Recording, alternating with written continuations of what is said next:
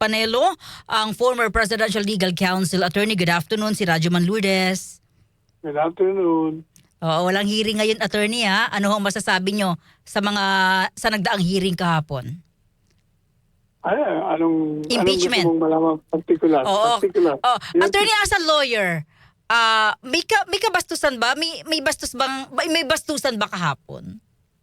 Hindi lang kahapon. Marami beses sila nang babastos yung mga prosecution lawyer. Mm-mm. Marami siyang mga snide remarks, may mga patama siya. Kasi nga, wala silang kaso laban kay BP Sara. Hindi nila ma-probahan ang kaso nila sa mga testigo nila. Mm-mm. Kaya, yun ang ginagawa nila. Na-Alaska, naninira. Yun ang trabaho ng mga prosecution, private lawyer. Pero sabi ko kasi ni Attorney Kapunan, particularly kahapon, walang galang si Attorney Ferrer. Hindi, siya nga walang galang sa bata eh. Siya dapat ang marunong mag-adjust yung bata. Opo. Siya nakakatanda eh. Mm-mm. Saka isa pa, talos talaga siya ng bata. Kung ako tatanungin mo, malayong magaling yung bata sa kanya. Oo. Attorney, yung mga comment na mga lawyers, like sabi naman ni Attorney Ligutan, wala naman ako pinangalanan sa social media ko. Isa pa yun, mahilig din yun sa publisidad. Palibasa, hindi siya kilala, kaya gumagawa siya ng kaparanan para makilala siya. Pero tama ba yung ganun, Attorney, kapag member ka ng both panels, okay lang bang nagpo-post ka without name? Kaya na sinabi ko, gusto niya ng publisidad, kaya niya ginagawa yun. Okay. So dapat ba siyang ano bang dapat nagawin ni Senator Chis Escudero sa ganon? Unang-una, yung presiding officer mo, hindi rin marunong eh. dapat kasi kinokontempt niya yung mga yon. Pero wala. Either hindi siya marunong or kakampi siya. Hindi ba nararamdaman, Attorney, minsan kinakampanya niya masyado si Attorney Kapunan? Hindi lang nararamdaman, masyadong obvious. Hindi lang si Kapunan. Kinakampihan niya ang prosecution. Okay. Kaya dapat palitan na siya ng mga senador. Saka isa pa, hindi ko rin maintindihan itong mga senador. Mawalang galang na sa kanila. Ang impeachment court is a collegiate court just like the Supreme Court. Hindi ang presiding officer ang magmomonopolize ng pagtatanong o ng pagsasalita. Presiding lang siya. Siya lang ang magbibigay ng giya para hindi magkagulo. Pero ang ginagawa niya, parang siya lang ang judge eh.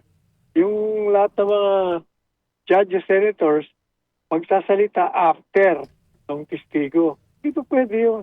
Kasi sa court, habang nagbibista kayo, yung judge pwedeng magtanong at sinasabi niya, question from the court. Ganun dapat sila lahat. Hindi pinapabayaan nila yung presiding officer na i-monopolize ang lahat. Mabuti, magaling. Hindi naman. Sino po dapat? Kahit na magaling, trabaho nila ng mga judges, senator, na magtanong sila. Unang-una, wag silang limitahan sa pagtatanong. Hindi po pwedeng limitahan ka ng 2 minuto tapos may mga round 1, round 2, ano yung basketball, round 3, tennis, mga kalukuhan. Pero kasi dapat, alam mo, kung nanonood ka sa Supreme Court, collegiate court yan, pareho din ng Sandigan Bayan. Lahat sila pwede magtanong at any time they want. Hindi nasusunod eh. Pinapabayaan nila yung mga grandstanding ng mga prosecution lawyers. Yung mga private lawyers. Hindi yung kasi ang problema naman sa mga house prosecutors, wala namang practice. Kaya hindi rin sila makaporma. Andali, okay, sige po. Attorney, meron pong, isingit ko na po ito, may binuo pong Truth Commission. Tututok daw po doon sa mga kaso ng extrajudicial killings na hindi kasama yung case doon sa ICC. Ito ba'y nakarating na sa inyo, Attorney? Oo, nasabi ko na rin. Marami nang interview ako dyan. Alam mo yan, Truth Commission, propaganda lang yan. Ang sabi ko, kung gusto ninyong malaman o magkaroon ng katarungan yung di umanong mga biktima na extrajudicial killings, maghain kayo ng demanda. Hindi po pwede yung maglilika kayo ng Truth Commission. Paparada nyo ron at sisiraan nyo yung sapantahan nyo ng mga pumatay sa inyong mga kamag-anak. Kasi kagagawan niya ng mga kontra sa mga Duterte. Ayaw nila mag-file kasi pag nag-file sila, puprobahan nila yon at magkakaroon ng pagkakataon ang mga dinidemanda nila na kontra ng mga sinasabi nila. Tito, hindi, wala kang pagkakataon dito. Publicidad lang to. Sa tingin niyo ho, sinong nasa lugod ng Truth Commission? Ay, sino pa? Di yung mga kalaban ng mga Duterte. Pero dati hong ICC judge at abogado rin po ang nagsasalita na namumuno sa Truth Commission, attorney. Di kalaban niya rin ng mga Duterte. In other words, ayaw niya si Duterte. Attorney, Ganun lang kasimple yun. sabi niya kasi, yung mga makukuha nilang mga mensahe, no, ay ipapadala raw sa iba't ibang mga agencies, even international. May bearing ba yun, attorney? Kalokohan yun. Kung gusto mo na magkaroon ng katarungan at kung meron ka talagang kaso sa mga Duterte, i-demanda mo sila dito sa ating bansa. May sarili tayong sistema legal. Hindi dapat nakikialam ang mga dayuhan sa atin. At hindi rin tayo dapat na nagbibigay ng pagkakataon sila na pakialaman tayo. May epekto ho rin ba ito sa International Criminal Court, itong Truth Commission na ito? Wala. Ang criminal court gagawin nila kung ano yung mga evidences pinabiti sa kanila. Ang epekto lang yan, sinisiraan mo ang mga Duterte sa buong mundo. Okay.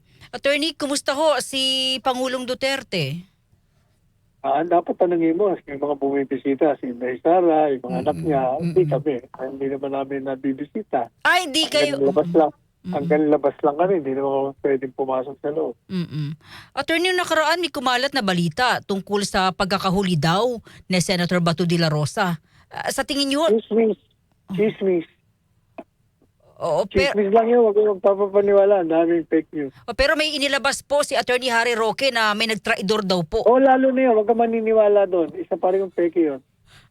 Attorney, maraming salamat sa iyo. Magandang hapon. Ingat po. Thank you. Okay, salamat din. DZXL